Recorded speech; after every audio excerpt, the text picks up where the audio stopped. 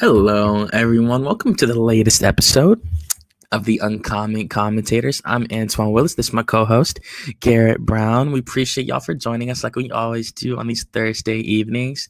But of course, can't do it without my main man, as always. How you doing, Garrett? You good, brother? I'm all good, bro.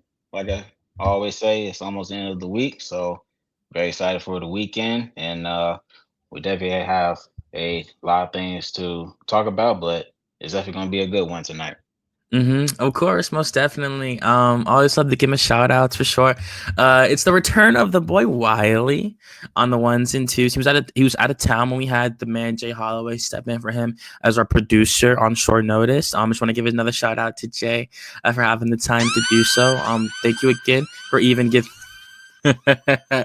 Most definitely. Wiley's always here and always on time, as you can see. And want to give a special shout out to Jay again for even having the time to step in like that. Thank you again for the opportunity to do this show, of course. Always love talking to you, boy.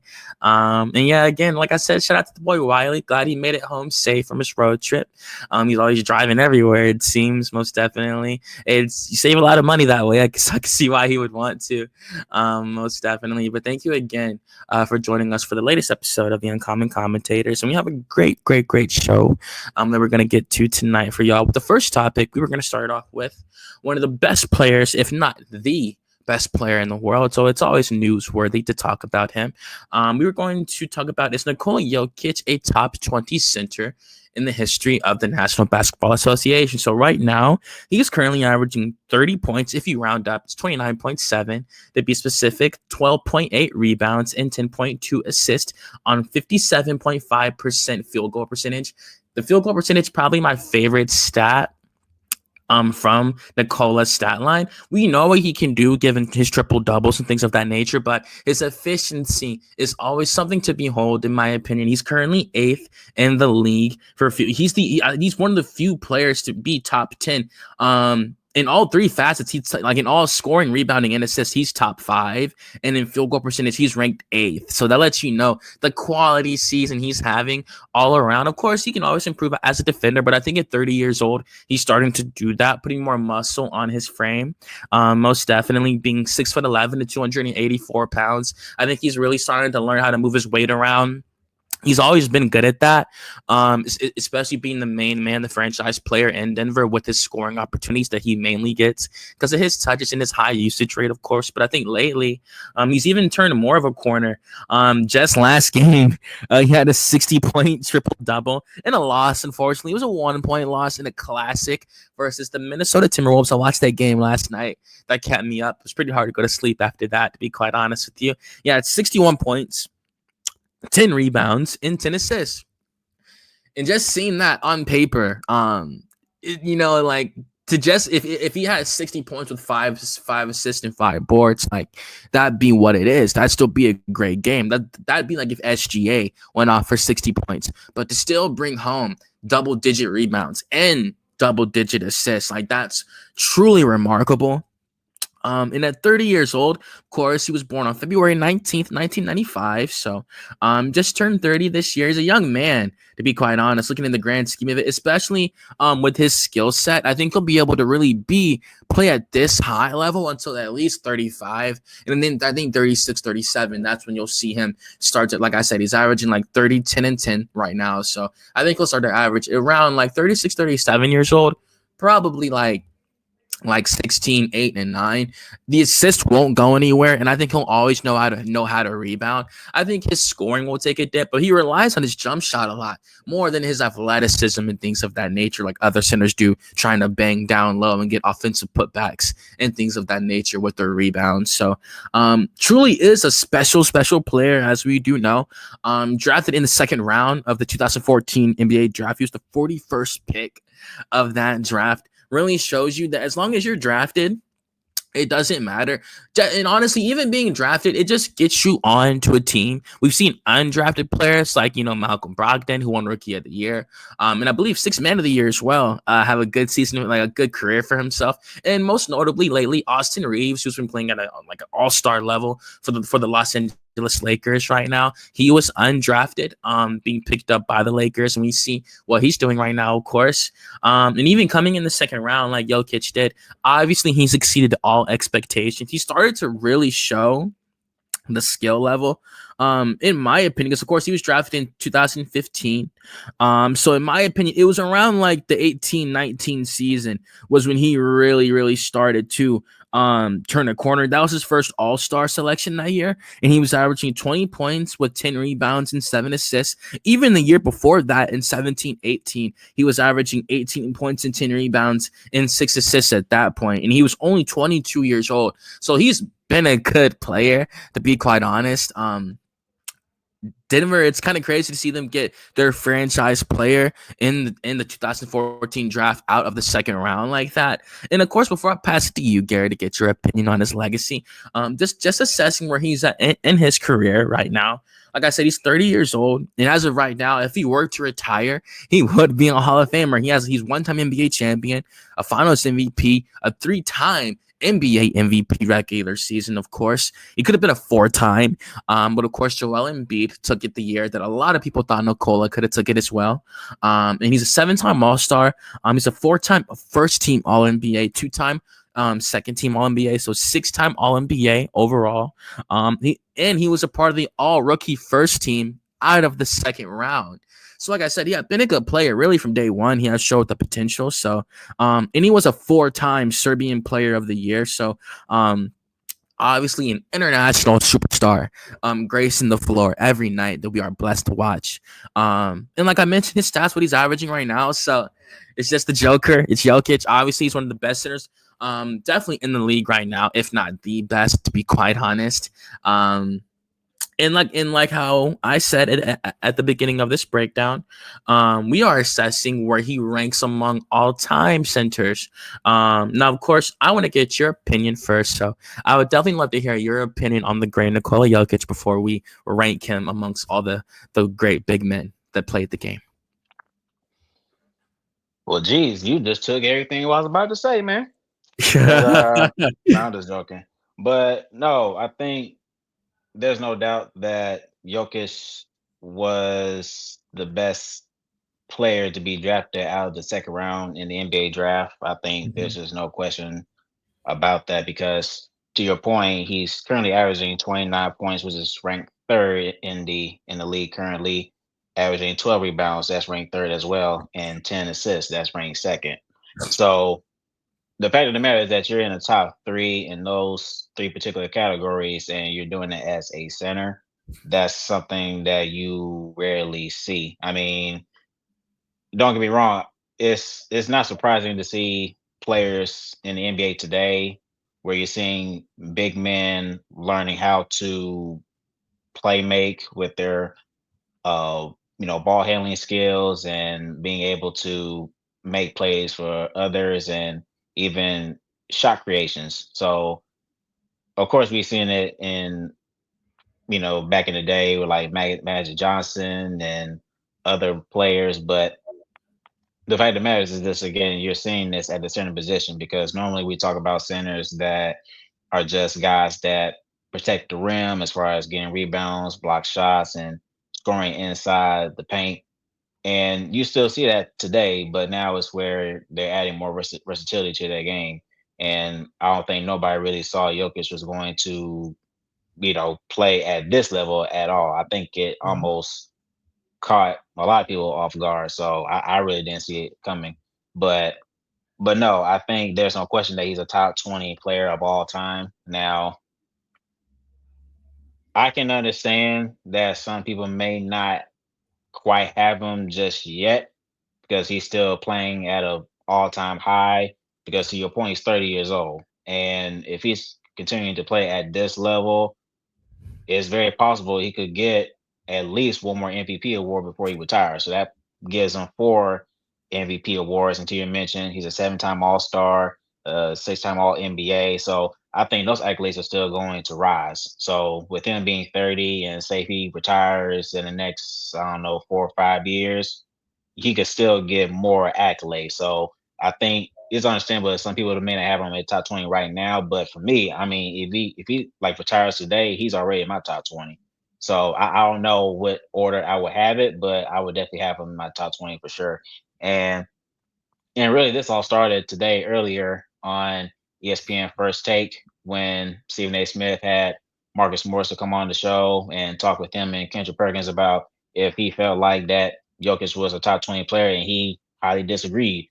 Now, I can't remember exactly all that he said, but the fact of the matter is just like, I mean, you're saying this at the center position, and when you're doing this at a high level, the way he performs on a day-to-day basis, like you mentioned, he just had a 60-point triple double. I mean, that's just something you just never hear on a day-to-day basis. You normally hear that a player like SGA or James Harden or Russell Westbrook, something like that, Mr. Triple Doubles, stuff like that. But I mean, it's just Jokic is a rare breed at his position, so there's just no question about it. And so he's definitely one of the top centers of all time. Honestly, I would put him into the top five at the very least now. Like I Mhm. said, it would still take me a minute as far as other centers that I would have. I mean, I would say guys like Will Chamberlain or Shaq definitely, but that's just to name a couple. But yeah, he's definitely a top five center at the very least. There's no question about it.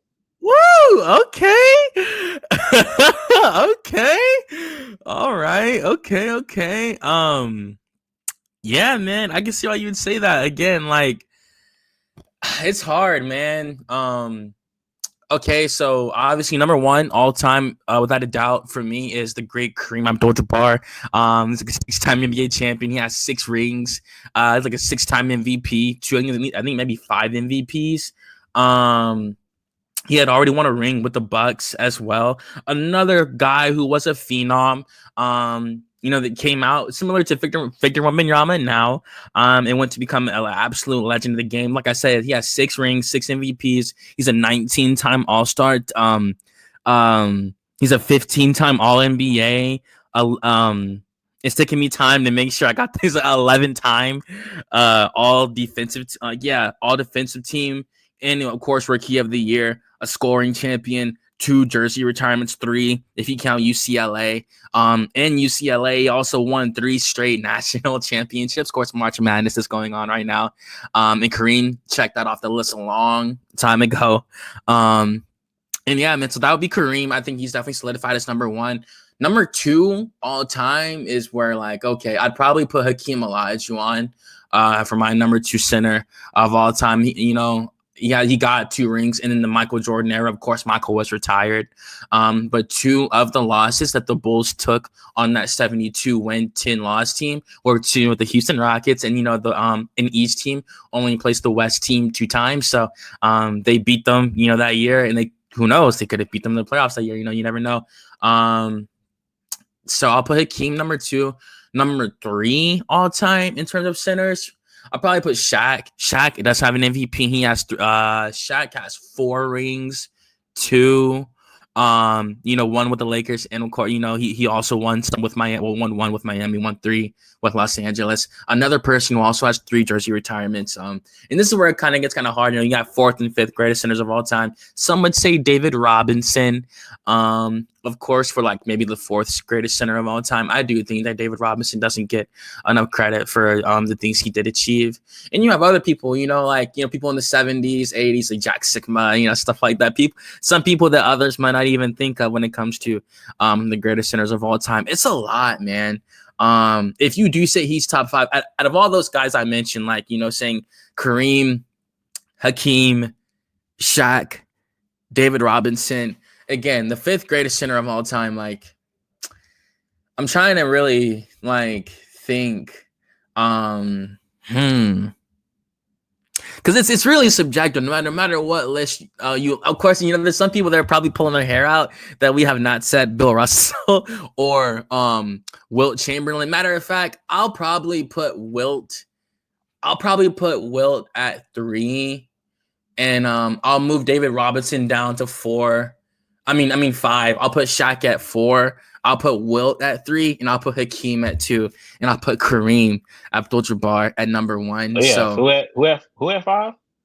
5. I said Bill. I said Bill Russell. I think I just put Bill Russell at number 5 for my grade. Because Okay. like for me, it's kind of hard. He does have 11 rings, and I get it. Like people are gonna tell you playing plumbers and firefighters and stuff like that. I get it. They try to discredit the 60s and the 70s, of course. But and now having that top 5 list, if I could.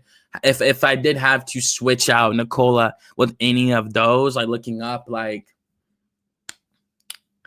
I think you could replace Nikola with David Robinson, like because David Robinson has a scoring title. Yeah, he has a ring, of course. Nikola has 4 MVPs. You feel me? And not 4. I'm not. Yes, 3 MVPs. In my mind, he has 4. But he has 3 MVPs, of course. That cannot be ignored. I think that's extremely substantial. People really try to downplay that achievement. That he really, he's done it 3 times. Like that's really like pretty absurd. And he really could have done it a 4th time. It's pretty remarkable to say that. He could easily walk away with about 5 MVPs before he retires, given that the Denver Nuggets are still a contender even at this very moment as we record this podcast. And he's only 30 years old, of course, as we mentioned. And he's not going to slow down for a real long time. And like they'll do whatever it takes to build a team around him. I don't think he'll ever leave Denver, to be quite honest. They'll do whatever it takes to keep him. He seems like a real humble dude. They've won a championship already, so they can do it again. And I do think he will stay in Denver. But, of course, just assessing his legacy. As we've been talking about this for a minute now, of course. To say top 5, like, because of course we were assessing if he's top 20. He's definitely top 20, top 15 for sure. The 3 MVPs, and he has championship that already puts him in rarefied air, in my opinion.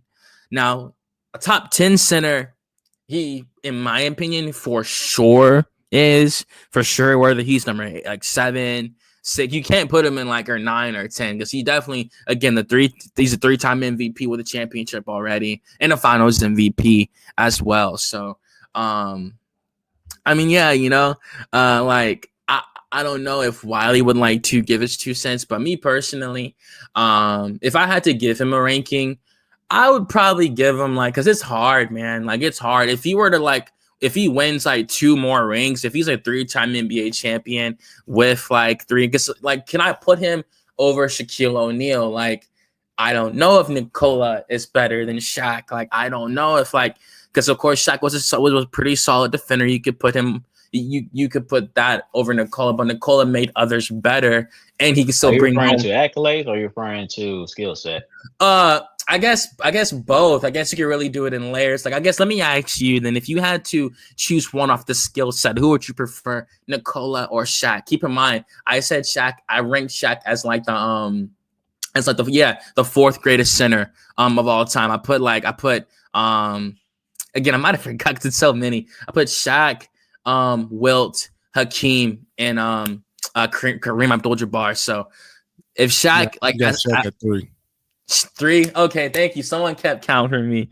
Thank you. Who did I put at 4 again? I'm sorry about that. So you have Kareem, Hakeem, Shaq, David Robinson, and Bill Russell. Bill Russell. Okay. Now some people are gonna think I have Bill Russell way too low. You could put Bill Russell over David Robinson. I just thought David Robinson, because of course when it came to being matched up with certain there's an infamous matchup of when he won the MVP award, they handed it to him in front of Hakeem Olajuwon, and Hakeem Olajuwon dropped him off that game. So there's a lot of notorious performances of David going against other all-time greats and coming up short. And of course, he didn't get over the hill until he got that legendary power forward out of Wake Forest. So yeah, man, so I said Shaq was number 3.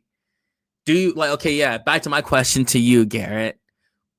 In terms of skill set, obviously we know that Shaq was an extremely dangerous post scorer. He broke the rim on numerous occasions, showing how the strength of him. There wasn't anyone like that was going to stop him in a one-on-one matchup, backing somebody down and getting what he wanted, whether in a 4th quarter situation. Of course, you can't shoot threes and stuff like that. And even if he got an N1, he isn't gonna really catch the free throw like that. But of course, like given his dominant play, rebounding and getting blocks, of course, being a lob threat, extremely athletic. And like I said, it's really rare someone's gonna stop him in the clutch if you need a 1 point, a dunk, anything like that. So, but of course, and we see Nikola, you damn near watch him every night, so don't really got to say much. He's a great passer, a great shooter. I would say Shaq was maybe a better defender than Nikola, more athletic, but of course Nikola can spread the floor like Shaq couldn't, and he can make his free throws and pass like Shaq couldn't. But I do think, because saying he's more dominant than Nikola, because Nikola just had 60, but Nikola wasn't playing with a Kobe who's also getting 28 points per game as well. I think in Orlando, we obviously saw what Shaq could do. But even then, he had Penny Hardaway, but we saw what he could do when he was still like the guy on a team. So my question to you is, of course, based on the skill set more so, the dominant athleticism versus the shooting and the passing, who would you have preferred over with Nikola and Shaquille O'Neal? Well, I mean, it's kind of, I wouldn't say difficult, but it's kind of challenging to decide which one is better, because there's no question that both players play in different eras. So, and they're dominant in a different way. To your point, Shaq was dominant because he was a interior force inside the paint. He was just a very, very big body and very strong, athletic. So, he was unstoppable inside the paint. But with Jokic, I wouldn't say he is that same interior force in the middle, but he's still dominant because of his versatility. So it's kind of different.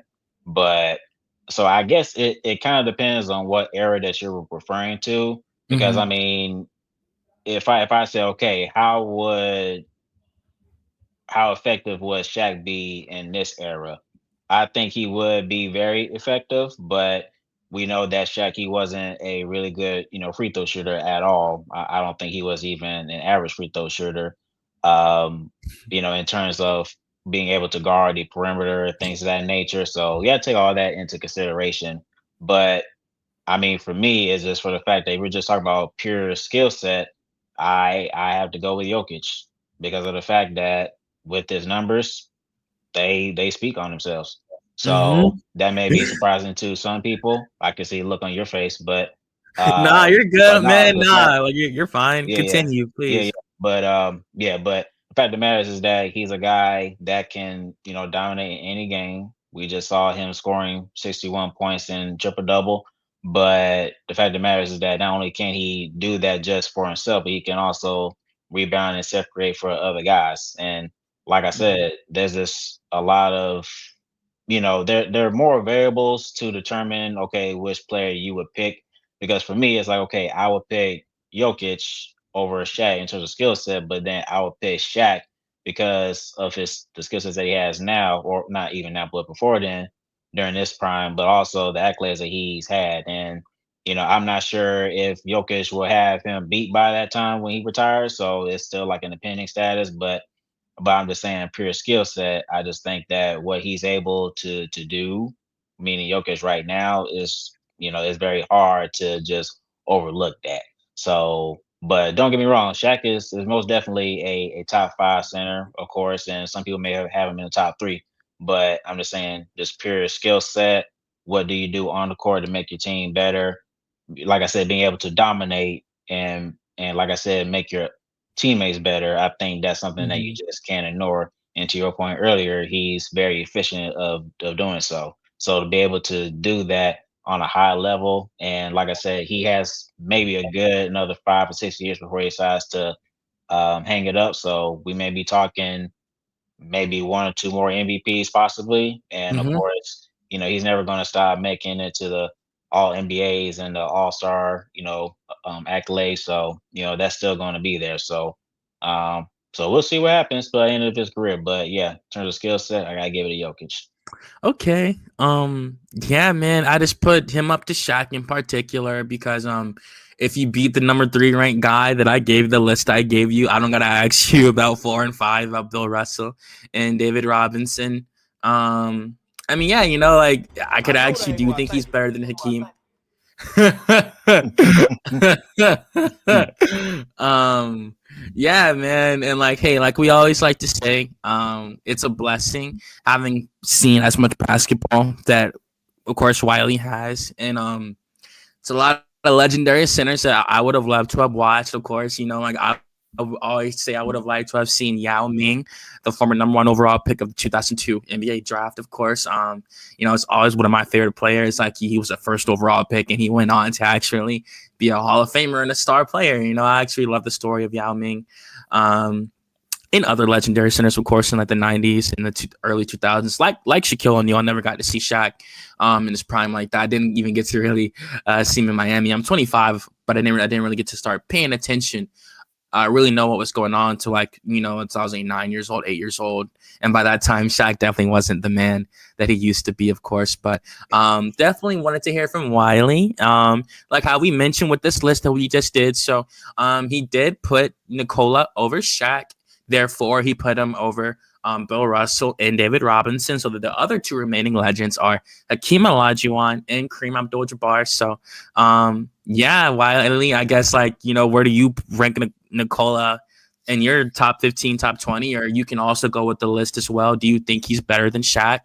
Or do you think he can compete with Hakeem Olajuwon and Kareem Abdul-Jabbar?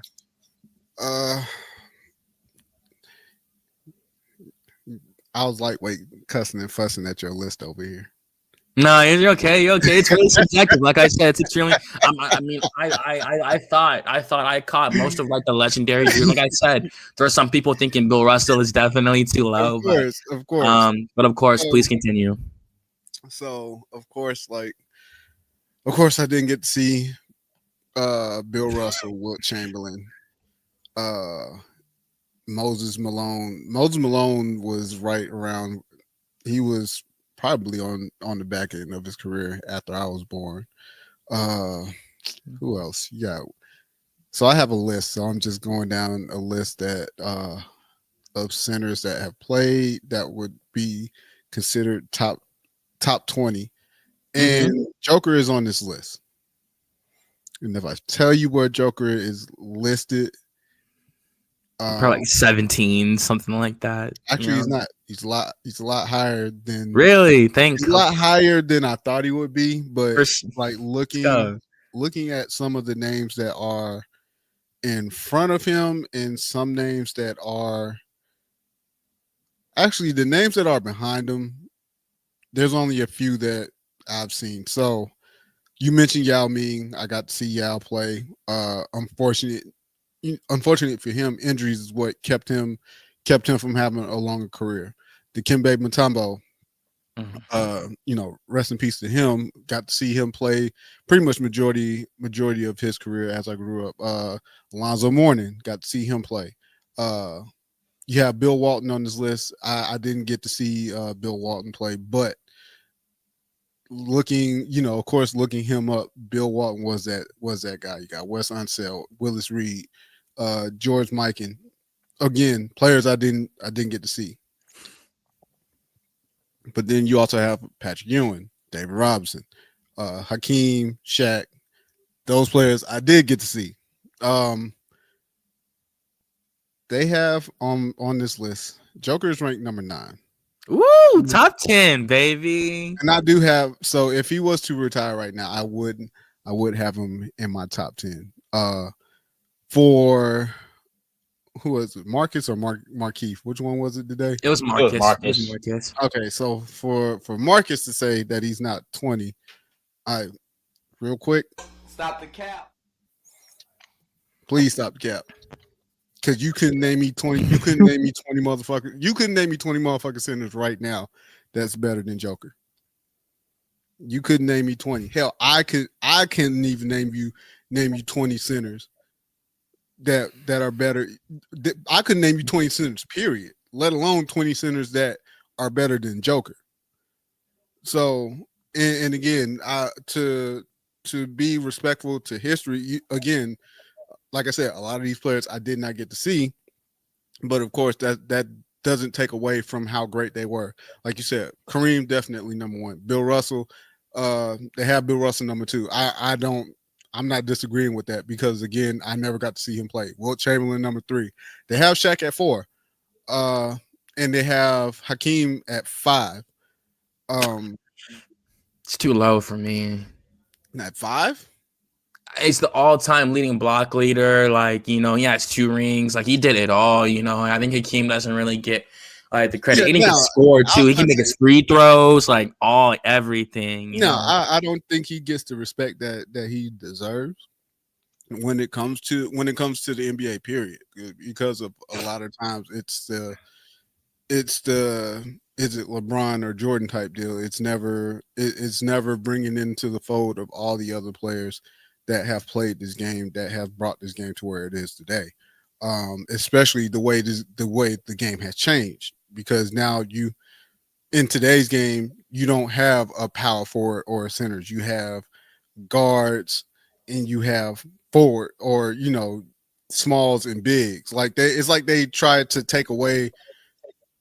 They're trying to make the so-called positionless basketball such a thing that it's like, no, you still have these positions for a reason. Like these. That's why it's kind of hard to determine who would you pick, because it's completely 2 different eras. So right. It's you could say, because that's why I say, for Shaq, okay, what would he what kind of center would he be like in this era right here? You could say he would still be dominant, but he's not coming out and guarding guys, out on the perimeter, things of that nature. Young Shaq would have been able to. Young Shaq would have been able to, because of course a lot smaller, not a lot more agile than he was once he got to LA. When he got to LA, he put on all that fucking weight. And he was able to, of course, he's able to move that weight, but again, you're able to get away with that the way the positions are set up now. He would have some problems now. He would have some difficult times here and there, but he would still be dominant. But and again, of course, with certain rules that have changed, especially the hand checking and stuff like that, for a big man like Shaq in today's league, I don't think he wouldn't have no problem whatsoever. But when it comes to Joker, I have Joker in my top 10. If he was to retire right now, to me, he would be a top 10 center of all time. And that's no disrespect to any of these centers that came before him. Like this dude has shown us time and time again that he's a walking triple-double. I continue to say this. He's a walking triple-double. Every time he steps on the court, doesn't matter if it's damn 10 points or 60 points, like he just had. Like, he's a walking triple double, and like you said, he does make his team better. He does it in his sleep. It's not. That's literally like a casual. That's what I'm saying, because I can't name a center that can just walk into any game and give me a triple double at center and just do it like it's nothing. I would say one center on the list. One center that I believe that could possibly do it if he put the effort into it. I wouldn't even say Will. I'm talking about the ones that I've seen. Okay, because I was going to say Will led the league in assists at one point. Yeah, I'm talking about the ones that I've seen with my own 2 eyes. Would be David Robinson. David Robinson was able, because he's slender. He could put the ball on the floor. He could pass. And so he's one of the few. He's one of the few that I think that could. I just don't know. I just don't know anybody that can do it consistently though. No, I'm saying so. And also this is if he's in today's league, because rules are completely different. But even during his time, David Robinson recorded a quadruple double at one point in his life. So it's the shit is possible. I feel like the shit is possible if he really set his mind to it, that he could I won't say average a triple double, but he could possibly be on the verge of getting a triple double in any game that he walks on the floor on. Yeah, he scored 71 on the last game of the season to win the scoring title that year. So he's definitely he was really ferocious, most definitely. Especially coming out of the Navy, where obviously he wasn't an 18, 19-year-old. He was a solidified 23. I think he's David was like 24, I think, when he came over. Yeah, because he had to serve, he had to serve his time. Of course, of course. Always thank you for your service, which is it was really cool to see that. Not like I did, but it was really cool to see him like have a whole military career and come over to literally this transition to being an NBA superstar with like 24 and 12 a game, like his first year or something like that. It was pretty absurd. So to help close out the topic, it's a difficult thing, like you said, Garrett. It's difficult to kind of put Joker in a slot unless you're going to consider, unless you're going to keep it at a point guard, shooting guard, small forward, power forward, center position. Then yes, Joker top 10 most definitely. Now, how it just depends on how people want to control their narrative of what they think about Joker or any other player in the league and how they rank them. But yeah, Joker's he's a bad dude. Mm-hmm.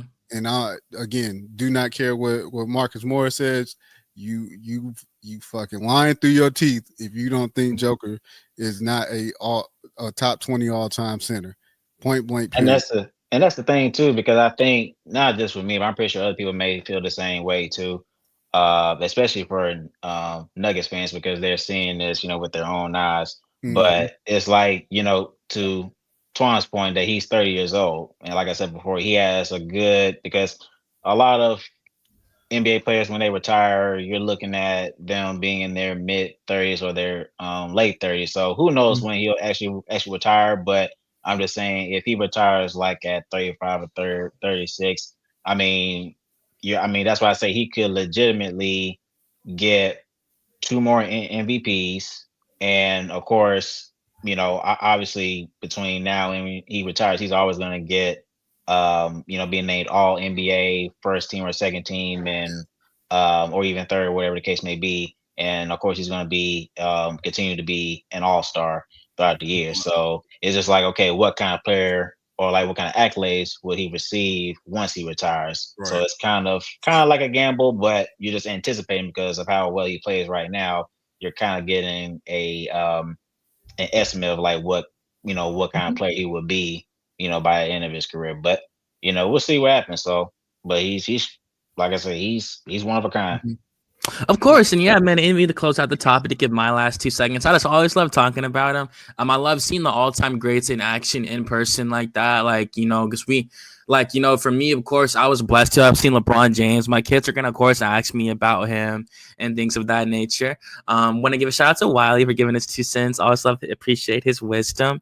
Always love talking to him, most definitely. And please join us for our 3rd topic, Wiley, because I think you're really, really gonna enjoy giving your 2 cents on that one, of course, as well. And yeah, like I said, though, to end on Jokic, he's 30, so as of right now, the Nuggets are looking good. In terms of the standings, of course, they're still a contender right now, but the West is really, really close at the moment. They're currently 4th with a 47-30 record. Like I said, they lost the Timberwolves last night in a razor-thin loss. So they play the Warriors tomorrow at 10 p.m. So they're just getting ready for the playoffs. We're going to see what Jokic has in him to see if he can take the Nuggets to another championship or if it'll be somewhat of an early exit. It's going to, one of these all-time greats are going to get hit out early in the playoffs, whether it's LeBron, Kevin Durant. I don't think KD's going to make the playoffs, but Nikola Jokic, Stephen Curry, like all these legends that we're witnessing, one of them might go home early in the playoffs. So, but of course, keeping it with the regular season as it is almost set to come to a close in the coming week. We were going to discuss one of the most, not controversial is the word, but most competitive awards really this season, especially amongst like the betting odds and things of that nature. So we were going to discuss who we believe will be the 2024-2025 Defensive Player of the Year. Now, it is a really, really, really tight race. I'm not going to lie. As of right now, FanDuel has Draymond Green as the favorite to take home the award.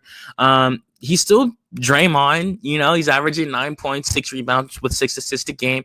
Obviously, the 4-time NBA champion is a future Hall of Famer. He won the Defensive Player of the Year already in his career, so it's not a surprise to see him back up at the top of the list, even at the latter half of his career. I said the latter half of Draymond's still pretty young in the grand scheme, but it's just how he looks on the floor. He looks like he's older than what he actually is, of course. And yeah, man. So with the Defensive Player of the Year, like I said, a lot of people do think that Draymond is gonna walk away with it. Evan Mobley is right behind him at a plus 145 for the Cleveland Cavaliers. Luguentz Dort is third place with a plus 750. Jaren Jackson Jr. is sitting in fourth place. With a plus 5,000, and Dyson Daniels in fifth place with a plus 5,000. Also want to give a shout out to SGA, who's also a mini Defensive Player of the Year candidate himself, according to FanDuel, of course, sitting at the fifth rank with also a plus 1,500. So SGA, he is having a good defensive year. Don't let all the 30-point games fool you. The 6'6" guard, of course, and yeah, man. So obviously, like I said, it's really subjective. These are betting odds. This isn't what the league really thinks, unless they got some unforeseen information that nobody else knows, of course. I think that personally, Draymond has played good. I do think that the standings have had an impact on the Defensive Player of the Year race. We know that Evan Mobley is currently in second place, and the Cavaliers are the first place in the Eastern Conference with a 61-15 record, having a historic season in Cleveland, if I do say so myself. We know that the Warriors are currently the fifth seed with 44-31, and they're at 7-3 in their last 10 games. So, both these teams are playoff teams. And of course, Luguentz Dort, like I mentioned, OKC's also having a great year at 64-12. So all of their records have put these players in the spotlight, if I do say so myself. It's really putting a highlight on the defensive play. It's really just showing that obviously, their play style can equate to wins, but I don't think that tells the full story in terms of individual talent all the time, And in my opinion, even just given what I mentioned, like I said, Luguentz Dort's having a really good season himself over in Oklahoma, and I do think that him being a candidate is warranted, especially given how he's improved from last season. But if I had to really cut to my pick for Defensive Player of the Year, of course, given the numbers as well, I would give it to Dyson Daniels of the Atlanta Hawks, in my opinion. Just given the historic season he's had this year, he's had 217 steals. It really comes down to what do people like more in terms of defense than like blocks or steals more. I thought the only person, because Dyson's been doing this all season, I thought the only person who really could have took it from like that was Victor Wembanyama, and we know he's out for the rest of the season with a blood clot, unfortunately. Still wishing him well in his recovery for next season, of course. And I thought Victor was having a great year. He was really the only dude that was really not running away with it, but really shining with the blocks like that. He was truly incredible this year, if I do say so myself. And I think that he will only continue to get better. Victor Wembanyama, of course, averaging 24 and 11 this year before his season ended. And he was averaging almost 4 blocks a game with 3.8 per game. So he was looking awesome on the defensive side of the ball. And I thought the person who was doing that in the steals version, in my opinion, was Dyson Daniels. I thought he was looking good, of course, as you wear that hat, Garrett. But yeah, we can talk about my opinion on it a little bit later. But I would love to hear who you were going to pick for Defensive Player of the Year after listing out the candidates and why, Garrett. Of course, I'm going to go with my boy Dyson. I'm in the same boat with you. So, there's no doubt about that. So,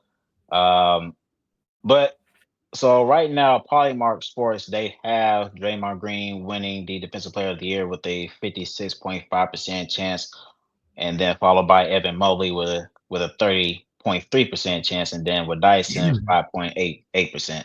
Now, I mean, to your point, these are just betting odds, so this is not what the league views each player as far as who could potentially win the award. But to your exact point, with Dyson is different because of the fact that what he's being able to do as far as averaging steals and and I'm not, and I will say this: I've had this conversation with multiple Hawks fans about whether or not if he's an elite defender, but that's settled for another conversation.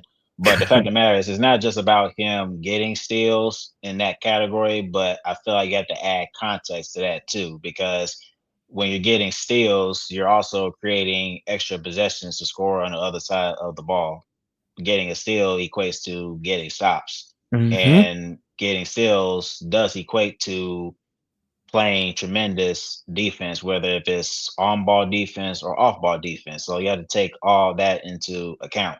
So like I said, him being an elite defensive player, that's a different conversation. But I'm just saying it's not just him getting steals, but like I said, when you take that context into consideration, then you're getting a broader view of the kind of defensive player that he is.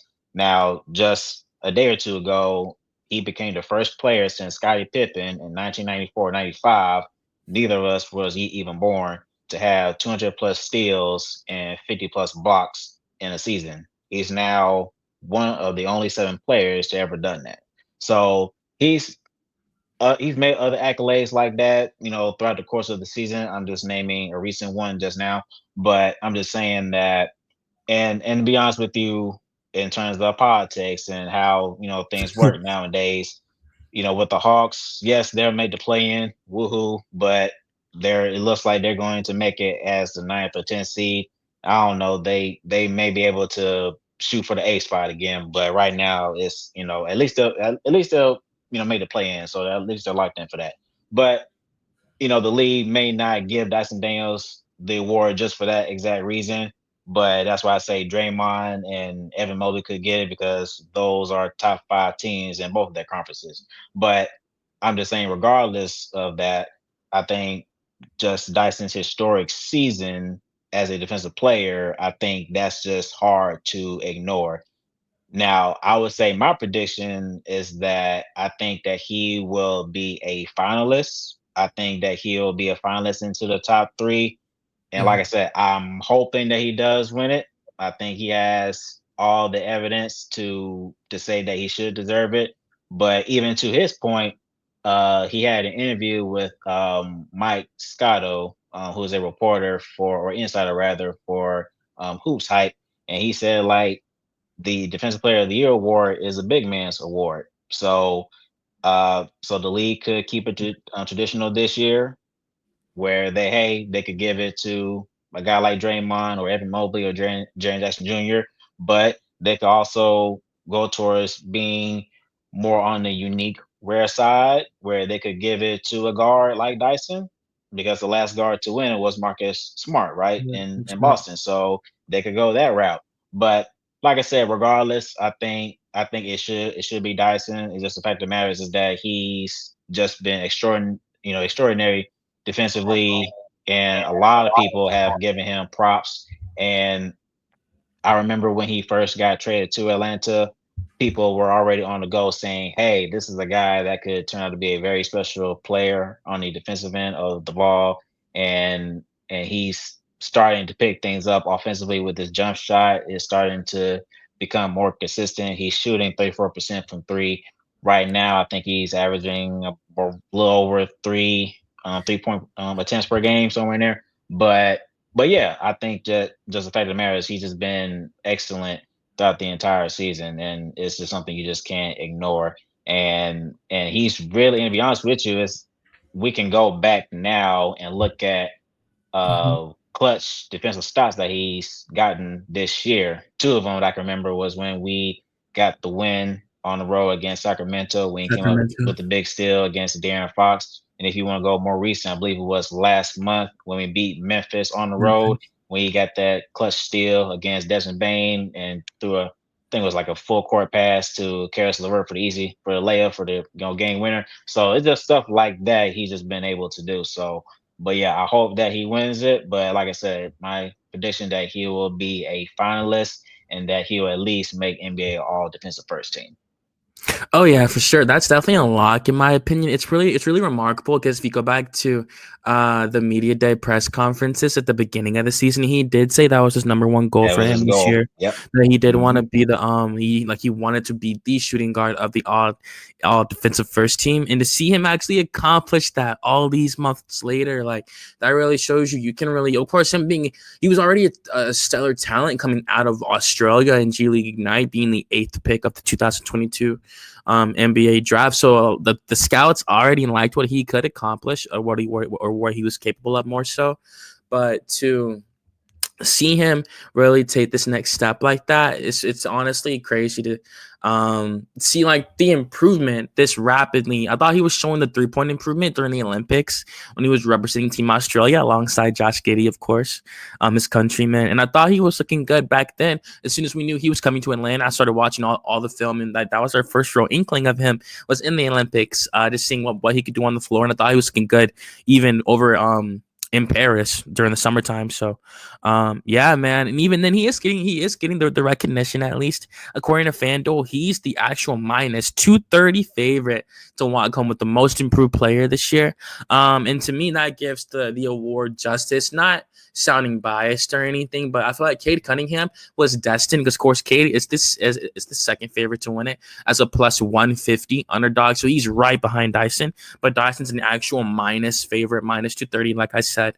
And everyone knew Cade was destined to become a superstar, an all NBA caliber point guard. And I think he's just developing as he should this year, he's gotten his team for the playoffs. That's the thing. Like, they're the most improved team this year for sure. That we also discussed on one of our prior episodes. But I think the most improved player this year, in my opinion, is Dyson Daniels. Just increasing his scoring from like 5.8 points per game to 14 this year.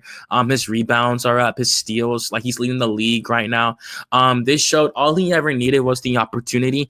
I know that the New Orleans Pelicans, to me, that trade now was literally just DeJounte Murray for Dyson Daniels, and it 100% was beneficial for both teams. I still think that DeJounte is going to be good for the Pelicans as their point guard for the future at still a young age. I do have kind of breaking news. Please. I know that the Sixers, they are a very, very bad team all year because their big three is out for the rest of the season with PG and Tyrese Maxey and Joel Embiid. But Giannis, they put up crazy numbers. So they beat Philly tonight, 126-113. But Giannis ended tonight with 35 points, 17 rebounds, and 20 assists. I mean, like I said, Philly, they are a very bad team, but still, those numbers are just crazy. But you continue. I just wanted to say that. Oh no, man, that was astronomical. That's pretty ridiculous, Yeah. Not even trying to toot our own horns or anything. It kind of reminds me of the game when the Hawks played the Lakers and Trey had 31 points and 20 assists himself, So yeah, man, superstar numbers, most definitely. If he could have got like the 20 rebounds, that would have been crazy. I think crazy to see a 30-20-20. I remember when Kevin Love had a 30-30 game during the 2010 season. I was in the 5th grade when he did that. It was pretty crazy to see. Shout out to K Love, the future Hall of Famer, in my opinion. Since we're talking about big men tonight, of course. And yeah, man. Like I said, I do think that Dyson will walk away with the most improved player this year. I think he's really announced himself as a star candidate, as an Atlanta Hawks fan, but of course also as an unbiased journalist always. I do think that the Hawks, the main priority for them is 100% get that contract extension as fast as they can. They can't offer it until the next summer, 2026, and he's gonna have a lot of suitors. He's making, I think, around $11 million per year on his next 2 years on his contract. So I do think that, given his talents, for sure, he's definitely going to command upwards to, like, we just saw Jalen Johnson get $150 million from Atlanta. So I think Dyson can at least get $100 to $125 million, in my opinion, just based on what he can achieve. And I do want to make a slight correction. He's making $6 million this year and $7 million next year. He'll be a restricted free agent going into the 26-27 season. So they have to do whatever they can to make sure they sign him. And just being quite honest, I think he'll stay, to be real. I think that seeing the opportunity he got here, of course, knowing what he's capable of now, he could take anyone's starting spot across the league if he wanted to. But I think his spot is super solidified down here in Atlanta, and I think he enjoys playing with his teammates as well. I think he enjoys playing with Jalen Johnson and Zachary Risachet. What I can't say what they've built, but what they are building at the moment. I think they all see each other as being on the same development timeline, and I think that they can all create something special. They'll truly be one of the best rosters the Atlanta Hawks in history I've ever had, given that the point guard's already leading the league in assists, the shooting guard's leading the league in steals, the power forward, Jalen Johnson, was almost the most improved player candidate himself before he got hurt. Onyeka Okongwu's averaging 15 points and 11 rebounds throughout the month of March. So, I think that Dyson was the missing piece they've been missing. Even Bogdanovich, when he was still here, mentioned that he was the catalyst for improving their defense as a team this year. So at 22 years old, he's only going to continue to get better. And he's definitely worth a 5-year max. And the Hawks have to do whatever it takes to make sure he stays, because money talks, absolutely. But I think Dyson might stay, man, because he's already making a lot of money off the court. We just signed him to get that new a deal with Adidas. Absolutely. He just got a new shoe contract. And we know he's successful off the court with his brand Vucetti as well. So I think that he's making a lot of money right now. Of course. Yeah. Most definitely. And I think that he's making a lot of money off the floor. So all they got to do is come with a decent number, maybe 80 million, 90 million, something like that shows his worth. And given the chemistry they built, I'd be pretty shocked if I'm sitting somewhere and I see that Dyson Daniels sign with the Phoenix Suns or something like that. I'd be pretty taken aback if he left, given how he became a star over here. And this is really his spot. No one's taking the starting shooting guard spot. It's all his.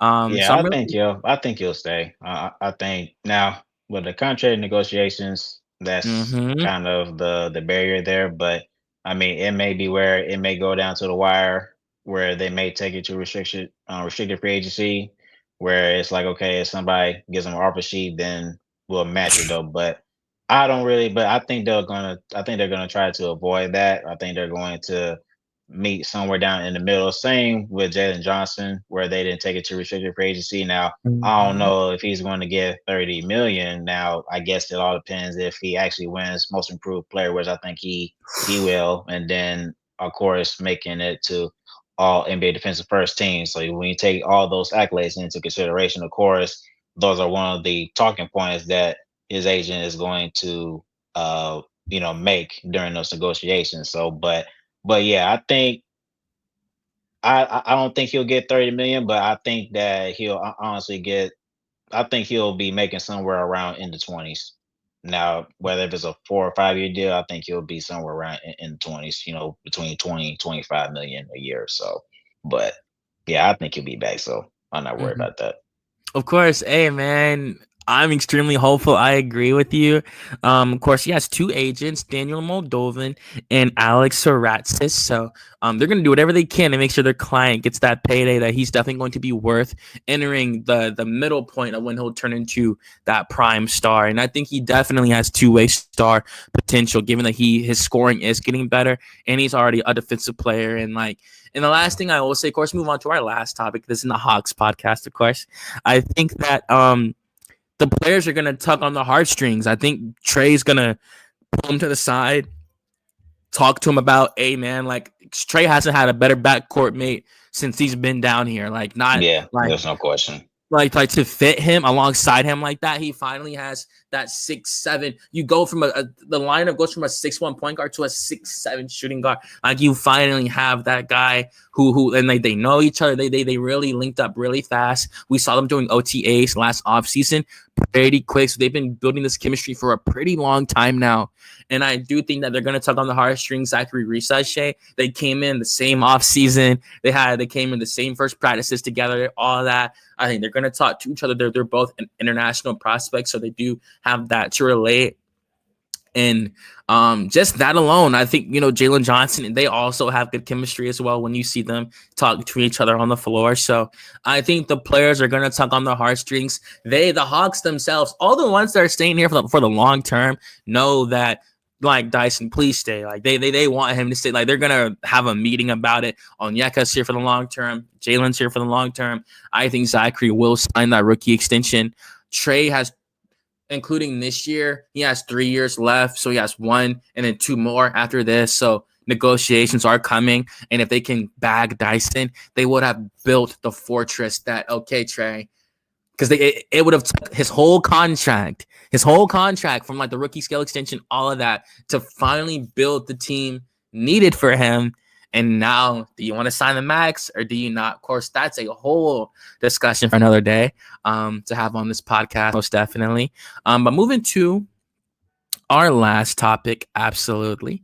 Like I said, Wiley, you can feel free to chime in on this one 100%. Speaking of point guards, we wanted to discuss, is Stephen Curry not one of course, we already know that, is he the greatest point guard to ever pick up a basketball in the history of the sport?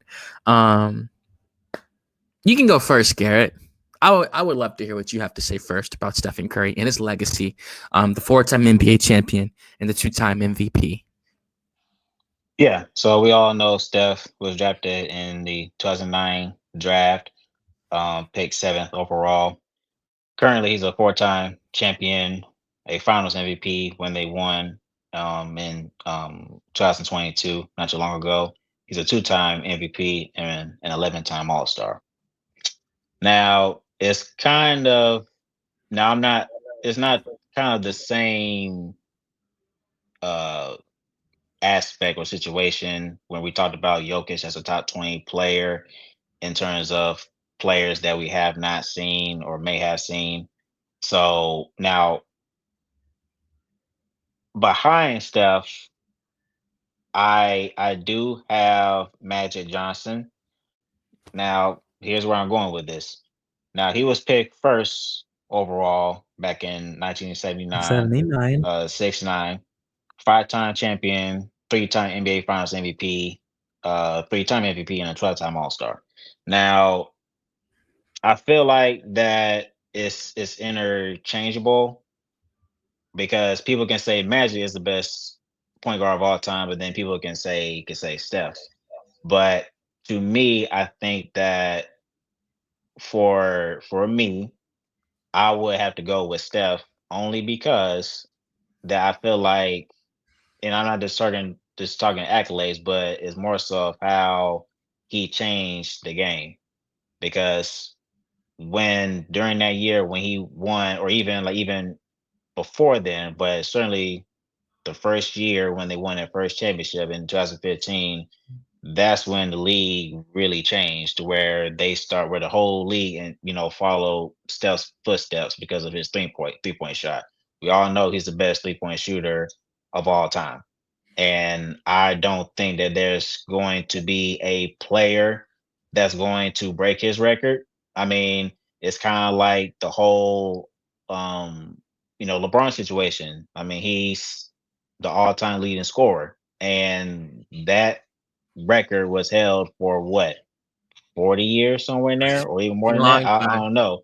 Yeah, Very long so time. it's like, okay, if somebody's going to do the same for Steph, then that's how long it's going to be before someone breaks that record. So it's just, for me, I just think Steph is the best point guard of all time because of how he literally changed the game. And I think now he may not he may not change the game completely to where it is now, but you can say that he has changed the game in terms of teams now changing their philosophies and their play style to where it's dealing with more versatility and being able to shoot, because that's how the game is played.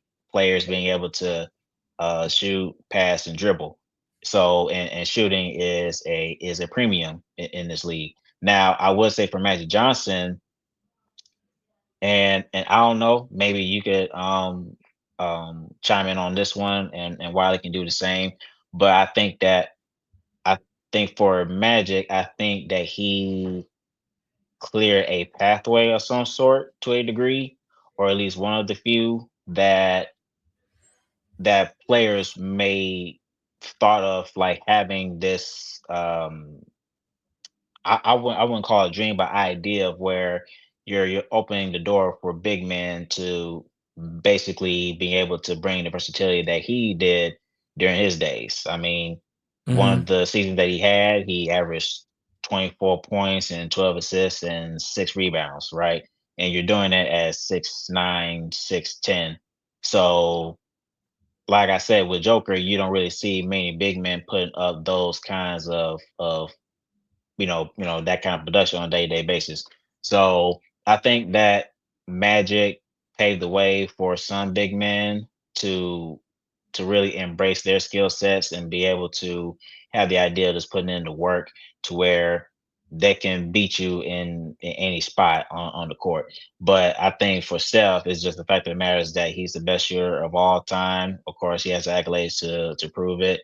And like I said, just the fact of the matter is just for me to see with my own eyes that he was able to change the entire league throughout his career.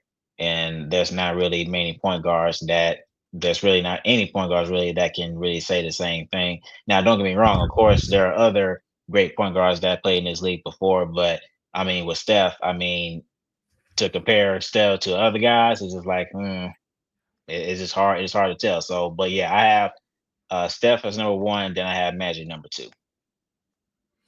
Mm-hmm. Okay. Yeah, man, that's so funny. It's kind of perfect in a way, kind of poetic. Mine is literally reversed. I got Magic Johnson as the greatest point guard to ever pick up a basketball. I love Magic Johnson. First off, my favorite player ever is Pete Maravich. Not because he's a Hawk, of course. That's a massive, massive bonus. I love Pete Maravich for his collegiate career, leading the NCAA in total scoring with no 3-point line before Caitlin Clark, of course, just broke his record not too long ago. And but yeah, that's my favorite player, of course, mentioning another point guard, of course, Pete Maravich. But for me, I do think Magic Johnson is the greatest point guard of all time, only because, like, for him to be the first overall pick, like, and some doubted him, he was doubted a lot by some, some people thought his game might have transcended given he was too tall to dribble. Some thought it would have led to a lot of turnovers when he first graced the floor. I thought he was good coming out the gate. Of course, I didn't get to see him. He was drafted 20 years before I was born. You feel me? So, but he did great in college. When he won the NCAA national championship with the Michigan State Spartans, of course. And he beat Larry Bird to win that championship. That actually did happen. It really was a part of their story. It's pretty crazy to even go back that far. And he was phenomenal his entire career. Just for his career, he does average 19.7 rebounds and 11 assists per game for his career. We also like to tell people to keep in mind his career was cut short, man. Like, it was cut short, man. I don't want to mention the reasons why. We all know why Magic Johnson's career was cut short. There's no reason to rehash that. But he lost 4 years. Like, he was 31 years old when he had to retire back in 1991 due to an illness, unfortunately. And the Lakers that season, they finished 58-24 under Mike Dunleavy, so they were still a good team, and he was still a good player. Like, he was still averaging 19 points with 12 assists and 7 rebounds. So I always thought Magic, like, it's just his career got cut short, unfortunately. Like, it was really unfortunate to see, like, one of the greatest players ever, his vices, ended up being his comeuppance, unfortunately. And but given what he achieved on the floor, and that's another thing, he did this by the age of 31. And how we just talked about Jokic, Magic won a ring his first year in the league. He was a winner literally from day one. He has 5 rings, 3 finals MVPs. I know Steph just got one back in 2022. He's a 3-time MVP, 12-time All-Star, 9-time first-team All-NBA. He led the league in assists 4 times, steals twice. So Magic could play defense as well. And yeah, like I said, he was a winner in college too. So he was a winner at all 3 levels. He's amazing in high school. For those that don't know, he was terrific in high school. And yeah, so I just think for Magic, like the reason, like, him doing all of that from just 1979 to 1991, because like I said, he won a ring his first year, to all the way to 1988 where he won his last ring. And they could have won a ring in 91. They were still a good team, like I said, under Mike Dunleavy. So in my opinion, I'll forever have Magic Johnson as the greatest point guard of all time. He's always been my number one. I love Stephen Curry. I got to see him versus just reading up a lot on Magic Johnson, watching all the documentaries, of course. I got to see Steph's legend. I got to see when he got eliminated by the San Antonio Spurs in 2014, when the Spurs went on to win a ring that year, and he came back the next season to win their first championship with a homegrown drafted team with Klay Thompson, Draymond Green, Andrew Bogut was on that team. Like I saw Steph's entire legend come, and now it's about to end in a few years, of course. He just had 52 points the other night, so it's not like he hasn't missed a step. He has not missed a step at all, you know. But I just think with Magic's just his accolades, like just everything he did in a short period of time. And also he was a winner from day one as well.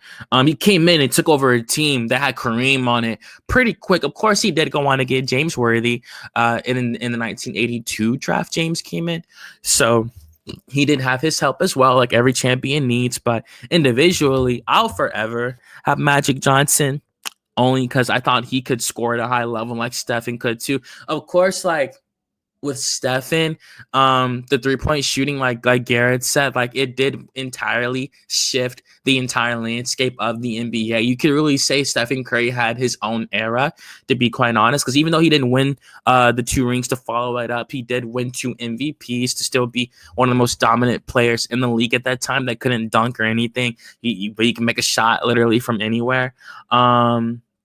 And the last thing I'll say about Magic Johnson was that I loved his versatility as well. I think it was I forgot which finals it was. It might have been the first one. It was like a game 7. He played all positions. Like he played the center position when he was mainly a point guard at 6'9". So the fact he could play literally guard and play multiple positions as well, I just thought it made him not only a one-of-a-kind point guard, but also a one-of-a-kind player as well, given his ability to score and rebound and play make and defend.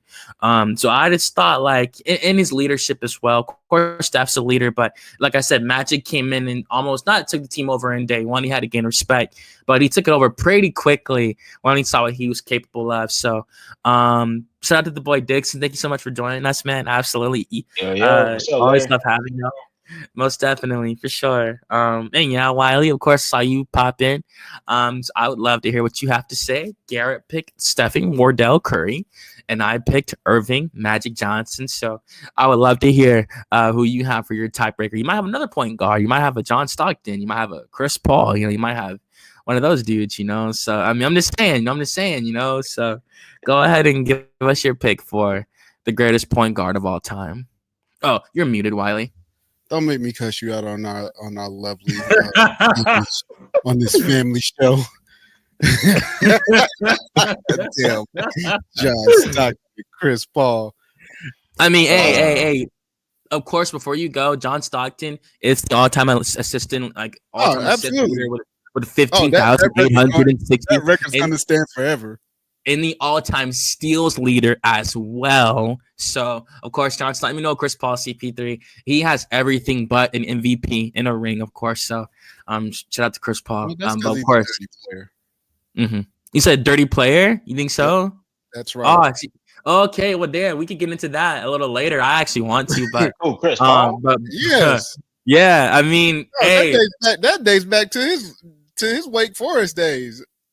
Oh, okay. For real? I mean, damn. I mean, either way, of course, that's still a legend. To his Wake Forest days. Look, don't get me started on Chris Paul. Mm-hmm. Also, Lynette Woodard would like to have a word when it comes to the most points in college basketball. Oh, okay. But I digress. I got Steph. I love Magic. Okay. Got to watch Magic as a youngster. Later in his career, of course, being able to see him on the original Dream Team, being able to watch him after getting HIV and dealing with that, being able to come back, still play a season, and end his career. Although when that did happen, he was on that back half of his career. I don't, you got to kind of shine light on that, because when you think about it, during that time frame, once you got into that 30, into your 30s, you were definitely on the downslope of your career. And when you look at Magic's numbers, it doesn't necessarily say that, but again, we know why everything ended the way it did. With Steph, Steph still has his pen. He's still writing his career as we speak. And I think that's the one thing that's the dopest part about it, is that he's getting to continue to add on to his legacy, just like LeBron, just like KD, just like a lot of the older players in the league now that are pretty much close to being out the door. And of course, people will say, well, he's not a traditional point guard. So what? That's fine. Magic wasn't your necessary. He was a traditional point guard. He just didn't look like your traditional point guard. Back then, though, he was ahead of his time. He stood 6'8" and could play every fucking position on the floor. So, and we got to see that his rookie year. So again, like we talked about it with Joker, it's the same thing with Steph. Like it depends on who's giving their take and how they want to shape their narrative of what their list is. But again, for me, I have Steph as being the greatest point guard there is, just on the strength of what he's been able to do over the years. But not only that, like, we didn't think Steph was going to be what he is today. Especially not only just coming out of Davidson, but the way his career started. Like, he was considered injury prone. Hence the reason why Golden State was able to piece that team together that they had, because they signed him on a cheap extension. So that gave them enough money to start putting that team together, and they did it organically, which made it even better when they ended up being able to draft Clay and Draymond, and then you add in your other pieces, and it worked. And it ended up working after, I thought it was going to work with Mark Jackson. We saw it kind of transpiring, and then they get rid of Mark and bring in Steve, and the rest is history. But and also, it's not to overlook any of the other point guards that have been in the league, like we mentioned. John Stockton, by far the best assist man ever, and like you said, and steals. Who else we got? Oscar Robinson, the original Mr. Triple Double. Isaiah Thomas, the logo Jerry West. We mentioned Chris Paul. Again, I call him a dirty player, but still, like, when it comes to his legacy, like, Chris Paul is a top 10 point guard of all time. Jason Kidd, Steve Nash, two-time MVP. Throw Russell Westbrook in there with what he's been able to do. I agree. Gary Payton. Again, GP. You have so many point guards that have come through the league, that have been able to make their mark, put their stamp on the league in one way or another. And that's what's been the best part about it. That's what's been the best part about it when it comes to the NBA, and you start to dissect per position. We got Dixon here. Magic is my GOAT PG as an old head. Shout out to us old heads. But Steph is really close, in my opinion. I just feel Steph is more of a shooting. Yep, shooting PG Yeah. more than a true PG. Yeah, no, absolutely. Magic was the first point forward, to be honest. Yep. Yep. Yep. Yep. Play point Even guard. to this day, Was Yeah. close. Yep. That's a good point. No, That's a good point. That's a good point, Larry. Yeah, that's a perfect point. Because you don't get, like you said, when it comes to a power forward, you don't get LeBron or Scotty or your other Kevin Garnett at one point was able to be what considered a point forward because he could dribble, because he could put the ball on the floor and with point guard like skills. Like you had those point forwards that have come through the league. And yes, that's all due to Magic.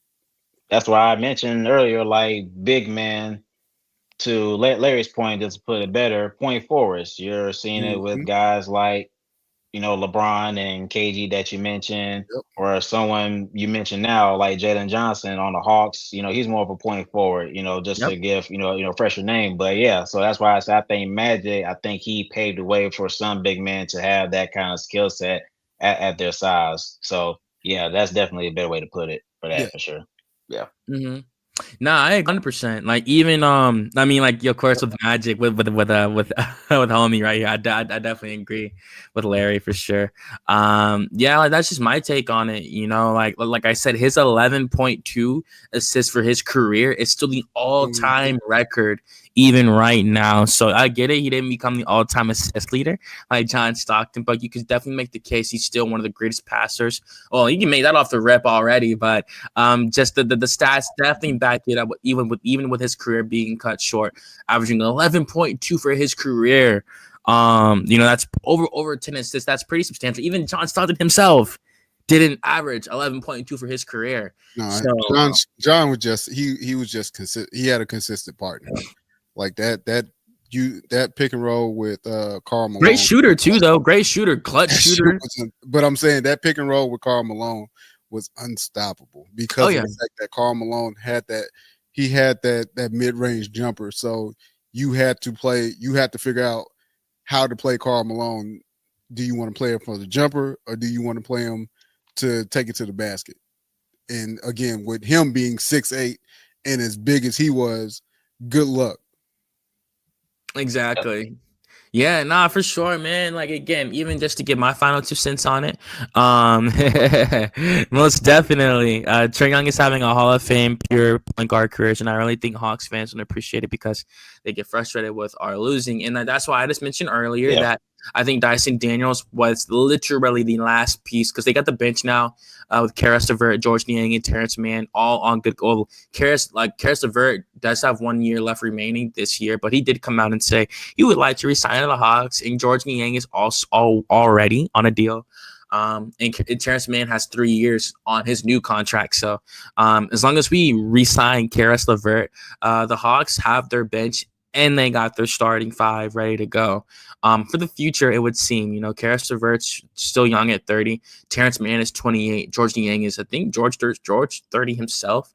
So, and obviously their core is getting better and better. Zachary Sachet is averaging like 17.7 points per game over his last 10 games. He's playing really good. He struggled his last 2 performances, but the game before those last 2, he got 36 points, of course. So he has shown flashes of absolute greatness, and when he is consistent, he'll be maybe the number 2 option for the Hawks. He might surpass Jalen Johnson, become the number 2 option, or become a solid number 3 option. But of course, like Larry said, I do think that that the Hawks fans have unappreciated him, and I think that with this new supporting cast now around Trae Young, you need a certain particular core around a 6'1" point guard if he's going to be your head of the snake, so to speak. And he does what is needed to succeed as a 6'1" point guard, prioritizing the playmaking, at least nowadays, more than his scoring and stuff like that. Sometimes his playmaking, his scoring will just come out with the playmaking and stuff. But either way, I got one more thing. Please. Steph would have done fine in the 90s. C. Mark Price, C. Muggsy Bogues, Spud Webb, C. Michael Adams, C. John Stockton. Any fucking point guard that was 6'1", 6'2", and average at least 17. Steph would have been just fine. Okay, I digress. Mm-hmm. Oh no, for sure. Like I think his jump shot alone definitely put him in a different conversation. He still does it to this day. It's good. We just saw him in the Olympics bring home the United States a gold medal off that 3-point shot. He was the guy hitting the clutch shots in the closing. He even had LeBron doing the night. So yeah, for sure. But yeah, yeah, just to close it though, I did pick Magic Johnson as the greatest point guard in NBA history, basketball history, EuroLeague included, everything. The best point guard to ever pick up the ball, coming straight out of Michigan, most definitely. And yeah, Garrett and Wiley both picked Stephen Curry, so I do lose the count 2-1, of course. But you know, it's all subjective as always. Two future Hall of Famers, I love watching both. You know, I always love watching the Lakers and stuff. Trying to watch the Winning Time HBO special they got. Watching that right now, it's really funny. And yeah, of course, I agree with Larry and Wiley. Of course, Steph could play in any generation that he wanted to, and definitely succeed for sure. Just given the jump shot alone. But yeah, Garrett, that's it for me on this episode of the Uncommon Commentators. Unless you got anything else you want to add, for sure. Yeah, thank you all as usual for chiming in and tuning in and hanging out with us. We really do appreciate you guys, your love, your time and support, and we would not be doing this without you guys. So thank you again so much.